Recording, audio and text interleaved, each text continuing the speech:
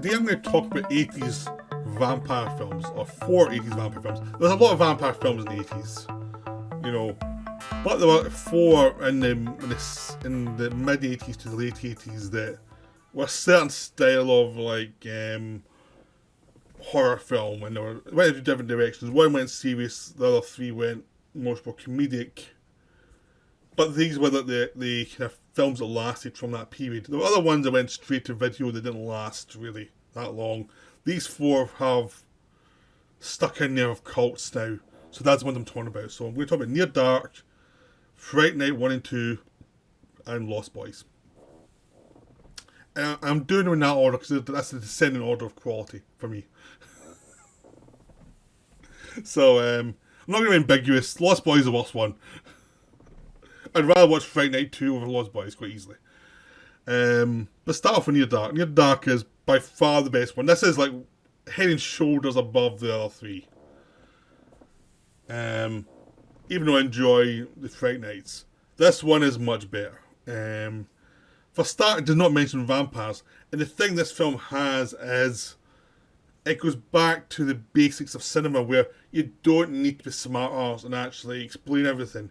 You can show it visually and show the emotions of the people involved and have them treat it seriously to get you involved and use atmosphere to ground your story so you understand what's going on, you understand the emotions, it's not smart arse in any way, and into the film. And that's what this film does. And it manages to be that while being a Western vampire movie, which is a very unique combination that usually is campy and awful. But this one made it work. So it starts off with Adrian Pasdar as this rancher guy who's working with his dad and he's got his little sister on a ranch. He's out one night, he meets a girl. As the date goes on and she's driving her home, they kiss and then she's trying to bite him. And then he runs away from her. But as he's running, he feels himself starting to burn because she's a vampire in this. He's now been infected with the vampire gene. And before he can get home, as he's almost there, a van comes up and grabs him and takes him away. And that's basically the vampires from this woman's group. They just travel around the Midwest, or travel in America basically, stealing vans, stealing everything, living during the night and then hiding out during the day, and they have zero ability to actually hole up somewhere and actually like have a base where they can operate from. They have to literally, they're just going from place to place. They have no base. They have to move. They have to be so nomadic that they cannot save money, save anything to try and stabilise themselves a little bit. They're just a mess. But they're very dangerous because they're natural predators and they see human beings as food. So, in this cast, you have Lance Henriksen as the leader, Jesse. You've got Jeanette Goldstein as his wife. You have Bill Paxton as the wild one of the family. You have Jenny Wright as the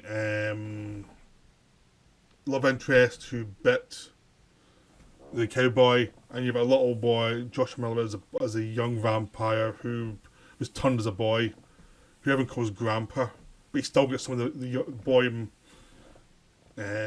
emotions. So he's stuck in this body of a boy.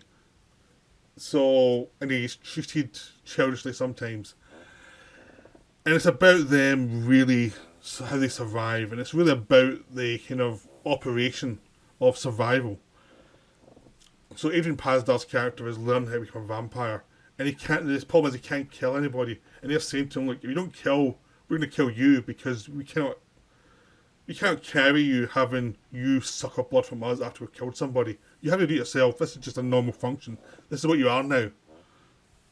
And it's a tension between him trying to do something he can't do because it's against his moral code, and these vampires, to them, this is like breathing. It's like you kill people to survive. It's just like eating. Our things we need to eat are people. That's what we do to survive, to live a long time. But of course, after a time, they learn to enjoy it and play with the victims and just have fun. You know, so they're now cruel and nasty and awful and make it a sport. So the great thing with the film is about the experience of learning to be a vampire and learning to deal with these other vampires and how horrible and scary it is for someone as a vampire. How like terrifying it is to always try and move in, to always try and be survival in some situation that's not it's not set up for your best interest. Because there are police, people will notice people dying.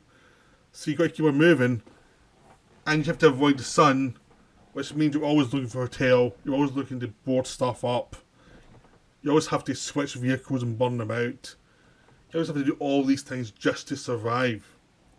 And it's the experience of that, and because so little is done by explanation, the experience becomes the main thing. It's like it takes horror back to like the 1920s with Nosferatu, and the experience of the vampire affecting people, rather than trying to say, oh, it's we've seen this many times. No, it's like this is the first time this person's experienced this. This is a horrific situation, and it just takes back to the grim reality of how horrible a situation would be for somebody.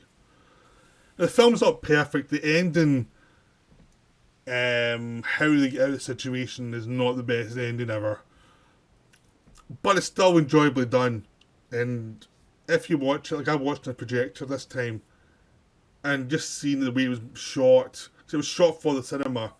It's mainly been seen on TV because it was barely released. But it's a cinematic movie. The sense of pacing for it is about the sense of cinema, of the survival, of how the existence affects how they see things. All that's within the short compositions, within the cuts, within how the story's told, how basic it is, and the setup, but how clearly defined it is in the visuals, so that you always get a sense of the reality for the person, the reality, the physical danger of the person, physical danger of other people around this person. It's all very simple, and there's a lot of times where they go for the simple cut rather than trying to elaborate. Partly because of budget, probably, but also just artistically, it's the better thing to do. Because Catherine Bigelow directed this, and she went on to do Point Break, The Hurt Locker, a lot of really good films. So she knows how to cut back, So I'm sure some of the simple compositions and simple cuts amidst all these other more evolved visuals were intentional to get you into the mind space of these people. So Near Dark's wonderful. It's definitely worth checking out. Go and try and find it. You can get it on streaming just now. It's hard to get hold of. Apparently the Blu-ray is not a great copy, but the streaming copy is pretty good. It could do a remaster, but it still looks pretty good and on streaming, so it's definitely worth seeing on streaming. Now we're going to Fright Night 1 and 2. Fright Night 1 is enjoyable film. It's the exact opposite of Near Dark. Near Dark, as I said, does not explain the rules. It's about the lived experience of it. Fright Night explains all the rules everywhere. It's about someone who sees a vampire move in next door, and only he thinks that he's a vampire. Everyone else thinks this person's insane for thinking that. There's no such thing as vampires.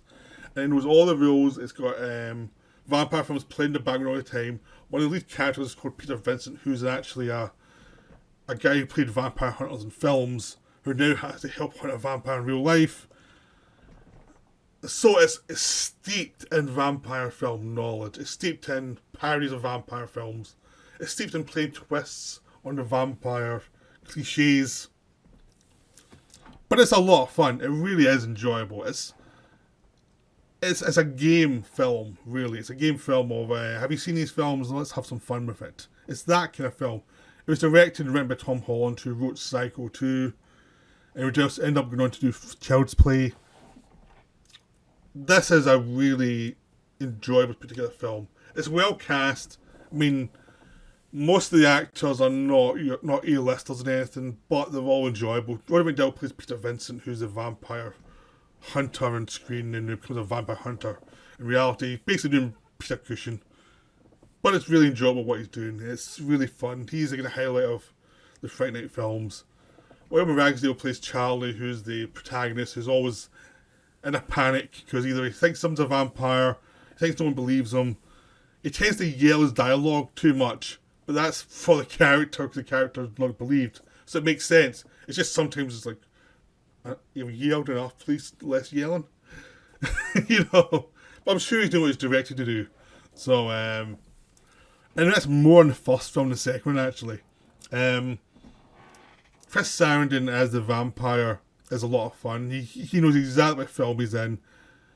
It's probably not the most demanding part he's ever had, but he seems to be having a lot of fun playing this guy who's basically a psychopath killer as a vampire.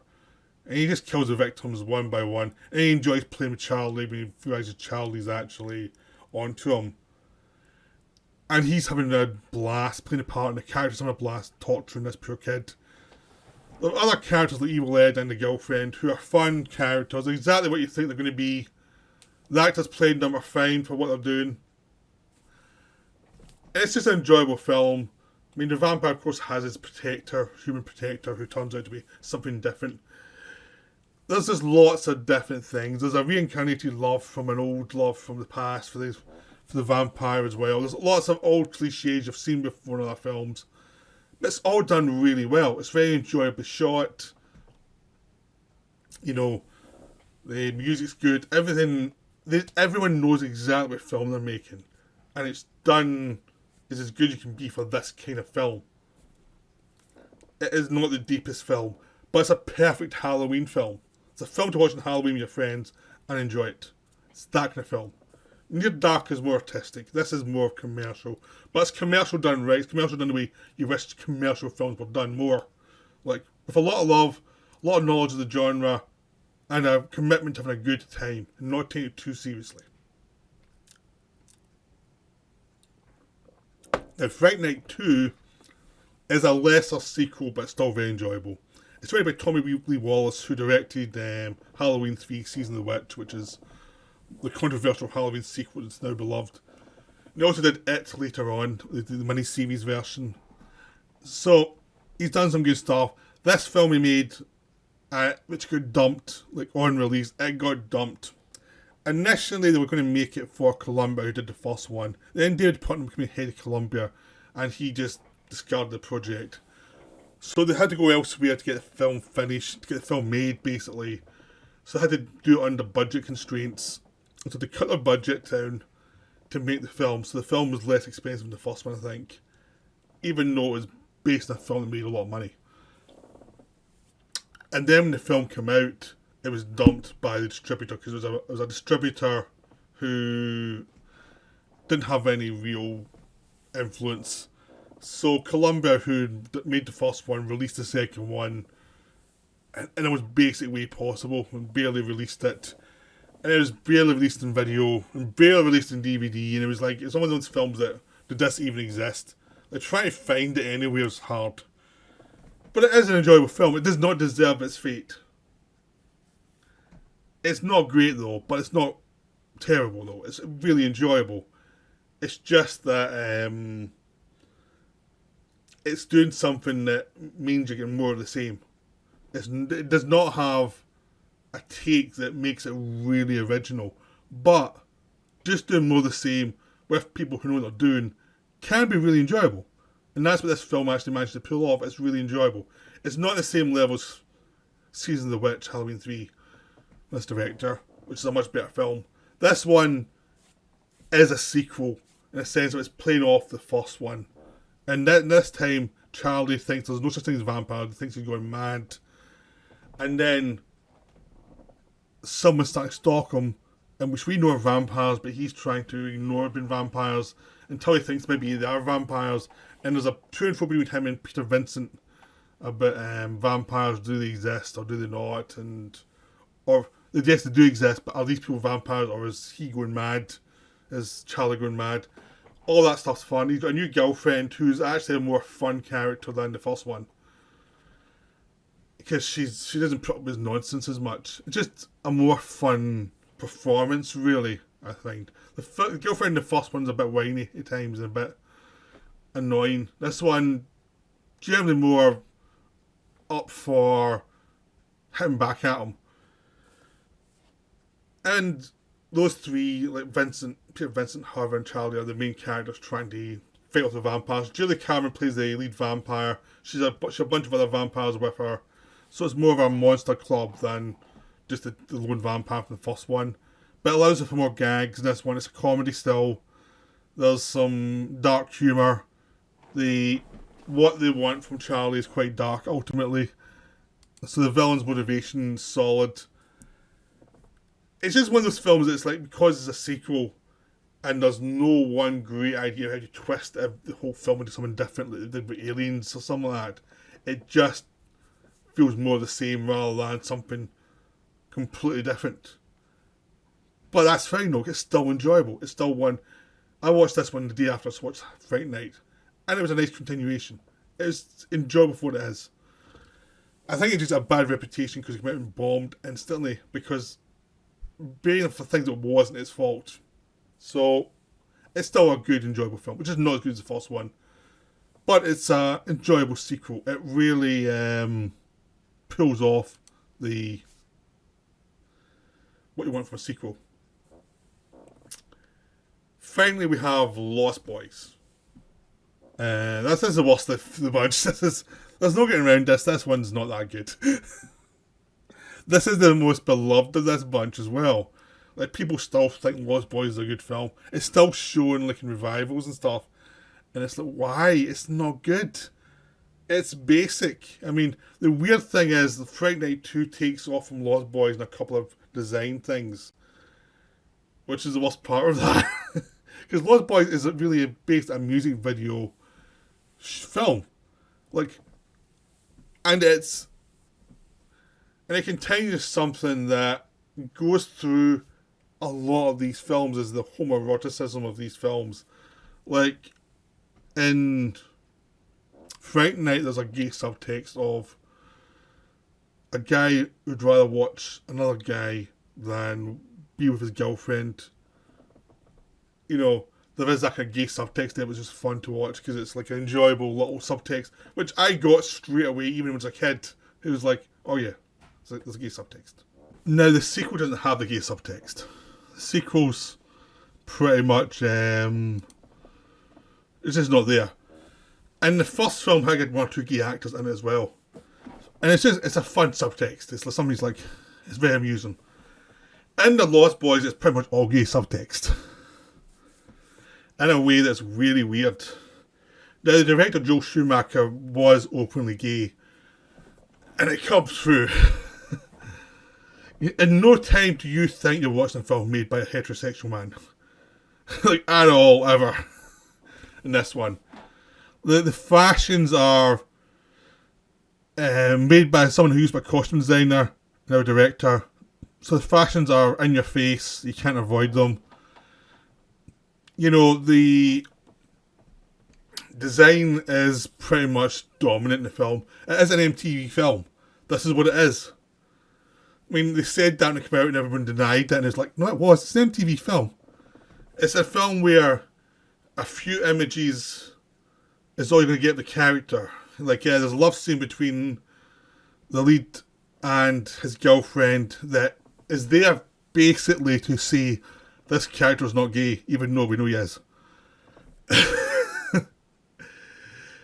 Because there's more heat between him and the villain than him and the girlfriend by a mile. And it's shot in a very quick section of shots that are... It's the only real development for these two characters together. And so it's the character development that's been meant to be a sex scene, basically. That's the only interest I've got, and it's like quickly shot sex scenes. Like that. One scene, a sex scene. That's it. That's the development for those characters. Meanwhile, you get whole seductions from Kiefer Sutherland's character or Jason Patrick's character.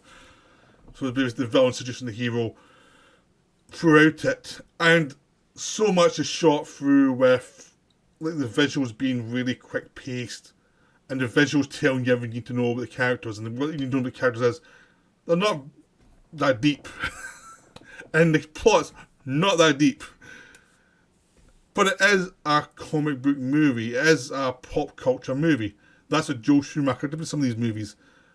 It wasn't like he was, I think he was above it. He loved all that stuff. If you look at his Batman films, he loves all this campy shit. In this film, he loves all this campy shit. It is genuine. It may not be good films, but it is genuine. It's just the audience is not me for this. But I mean, it's one of those ones is just admit that the lead character's gay. Just admit it. I mean, Jason Patrick, I don't think he would really have been an actor who would complain too much with that kind of thing. Because he played all sorts of characters then. I don't think he'd really be a big deal. But plus, studio thing, make sure he's got a girlfriend. We've seen these dailies, they're not. We need to make sure the girlfriend, there was a sex scene there, so we know he's not gay. Even though the whole thing is seduction between him and Kiefer Sutherland. That's the movie. The end is a fight between both of them. That's obviously a metaphor for a sex scene and breakup. You know, even the younger brother, played by Corey Haim, who's the most annoying character in the film. Even he's his two pals who are vampire hunters, and even his character comes across as pretty gay as well. It's just like it's not like I'm trying to push something on this.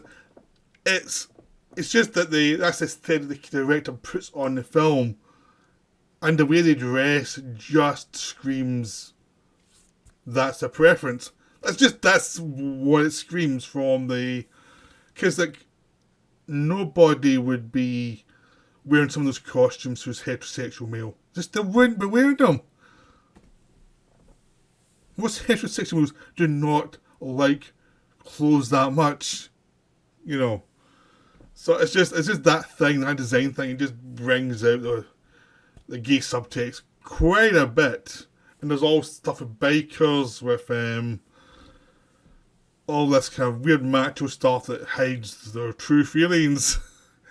It's just a interesting odd film in that way. But as a vampire film, it's just lots of things happen, people get killed, mainly off screen. There's lots of kind of forced humour. The humour in this one is very sitcom-y and very basic, not that enjoyable. So it's just a weird film. I mean, I just don't get the fandom of it. When I watched it recently, when I was watching all these films for this video, it was fine to watch, but it was one of those ones when it was the first one of this video I watched, and it was by far the least enjoyable of the experiences, because it was like, I'm just watching this, I'm not really taking much out. I'm getting more from the subtext and the design than I am from the actual plot or what the characters are, because there's no characters. They just, we're under threat, we have to kill these vampires, that's it, that's the plot. There are some stuff with Bernard Herrmann in the background that's it's works okay with him and Dan Weiss because they're good actors, but there's not really much there for them. It's just that kind of film where it's just all style. There's nothing beyond that. And if you like that, you like it, but I just don't. I just found it to be kind of very lacking. I mean, the best thing in it is Kiefer Sutherland and Jason Patrick, because they're having fun. If you they're both good actors. If you put them in a good film or put them in a good part, they will be good. If you put them in a bad part, they will be bad. It just depends on what you give them, really. But they're both actors who tend to seem game for trying stuff out, so it's not like it's one of those ones that's like they do their job the best they can in a situation that's not really looking out for the actors. So I hope you enjoyed this video. Again, I would say definitely go to Near Dark. Fright Night 1 and 2 are enjoyable. I mean, Fright Night 2 is on YouTube if you want to see it. If you've seen the first one, you're looking for the second one. It's on YouTube. Lost Boys. You'll probably have seen it by now, but you know whether you like it or not. But there we go. So I hope you enjoyed this video, and I'll be back later. It's a shame I ended on the worst one. It's a downer. But go see Near Dark. Near Dark's great. Bye.